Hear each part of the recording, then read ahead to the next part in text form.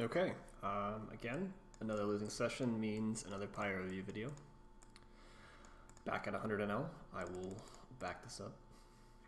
Basically, button opens. No real stats here that are super relevant. 60 hands, this could be anything. 30 through 25 generally skews towards more recreational, but obviously you can't know that for sure. With so few hands. Full sim in the big blind with a linear 3-betting range, definitely going to 3-bet here. I think there's merit to making this even bigger, maybe like 13 or 14.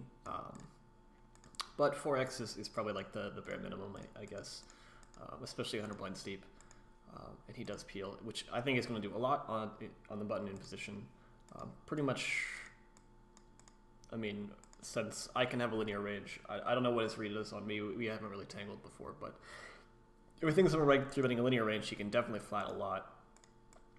Even if it's polar, it's how it is. So I'll start off with a small bet, about a third.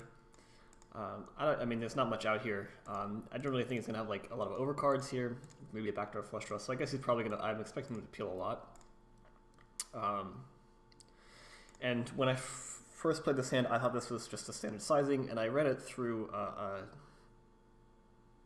Discord group of some pretty good cash players, and they one of them said, you should be betting larger on this flop because of that fact that he has 2 overs with a backdoor flush draw, or like 10-9, ace 5 of diamonds a lot here. Overs, gut shots, backdoor flush draws. It's just going to float here to this size and really punish me for being out of position, and so I should be sizing up, and I think that makes a lot of sense. But I don't know how bad, generally if you run if you compare like the EVs of running it, of betting a third year versus betting 75, 80%, I don't really know how bad it is. Betting a third year, I think regs generally play worse against the 1/3 than they do to like pot size bets. But it is call. Turn is interesting, it's a 5 of clubs.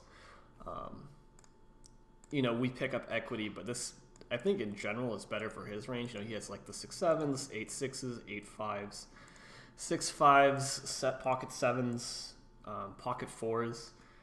And I think with like my over pairs, I will be doing a lot of checking, and a lot of ace king, ace queen of diamonds, of spades, of hearts. I will be just check giving up here a lot.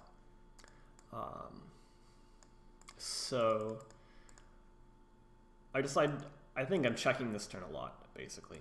And so I check here to set up a check raise bluff. He does bet. He just takes the preset sizing of half pot. Obviously, on ignition, it does the half pot without rake, and then the pot size is with rake. So the pot would normally be $39 without rake. He half pots it. I jam. He doesn't think too long, and he calls. And we are off to see a river, which doesn't improve us. So obviously, we're going to lose his hand. And he has pretty much the nut hand to call the turn with when he bets. I'm not sure if this hand is a bet on the turn, but you just have like so much equity, especially if I'm capable of check raise bluffing here, that like I don't think it's bad to put money in the pot with this holding in particular. So that's the hand. I don't think I played this that badly. I think, obviously flop, I know I should probably be sizing up. I haven't run the sim yet, or looked at the sim yet. In turn, I don't know if I should be just check calling, or if check raising is good. I think I'd be check raising with my aces and kings, and, like 9s plus here, but I don't really know. Maybe I should be check calling those. That's just what I've learned. Okay, off to the sim. So first off, my range, big blind versus button open, 3-betting range is going to be linear. I'm going to have these suited aces here. I'm going to have, king jack through king 9, sometimes king 8 suited. Maybe, I don't think I'm going to do king 7 suited, but I wouldn't hate it. A lot of these suited connectors, and sometimes 7s and 8s and 9s, I guess 100% of the time. I think that makes sense. And then obviously flatting king queen off, ace jack off sometimes. I don't know if I should be 3-betting these all the time, but I didn't. And in position, we're getting to that point where on these videos I'm even getting to reuse ranges, and so I have a button flat versus blinds 3-bet, and it's a lot of suited hands. Sometimes they'll be 4-betting these hands into a bluff. tens and jacks for value, and then if he's opening these, he'll probably call them sometimes. I don't know how often he's going to 4-bet them, but maybe sometimes, I don't know. But I think most of the time they'll just flat, and then he's got some suited wheel aces that'll turn into a 4-bet bluff. Overall, this is just seems like a standard range. In position sizings, I gave myself a 25%, a 60% in a pot size bet. Gave some raises, and then on later streets I gave overbets, just because I think when you catch yourself, you should be overbetting a lot. Yep, and yeah, okay, I should be betting pot a lot of the time. Alright, so first off, my equity here is pretty close to his, but I would bet his EV is better than mine. Yes. I mean, just the power position, which is pretty crazy. Yeah, and I mean, it's just like I just have these 2 overs. I just have to like give up on later streets, and he can just bluff me off of it pretty easily. You know, floating is very powerful in position on these types of boards, which makes a lot of sense. You know, in position EV.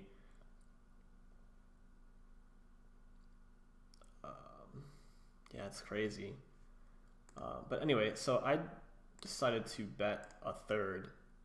I gave him a raising range. I don't think he's going to raise that often, but he does just call. The turn is a 5 of clubs. And yeah, so we should be checking here a fair amount. Except with exactly king 10 of clubs. Cool, alright, so it seems like it's a mistake. But I check, he bets half pot.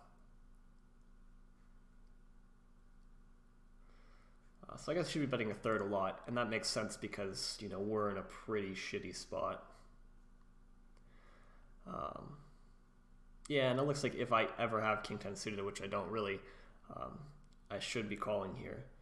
But this is if I've taken the wrong sizing and then checked the turn.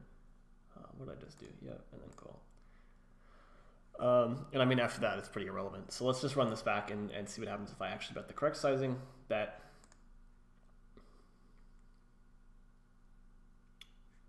Cool.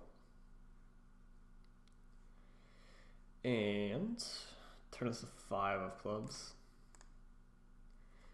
Yeah, I guess, okay, so now we check a lot more often, but interesting to see we bet half pot here fairly frequently. And yeah, we're checking all of our best over pairs, I guess, for protection. And again, yeah, this turn equity-wise is really bad for us and really good for him. And again, you know, 40% of a $70 pot is 28 in EV, but our EV is just so bad. It's just so bad. Yeah, I mean, that's just crazy. How good playing in position is. But yeah, so I check, he bets half pot, and then... Okay, so if I were to take the correct line and bet big, we could raise, we could call. We're pretty indifferent. It is kind of interesting, like, you know, okay, so say this happens, he calls 5 of clubs.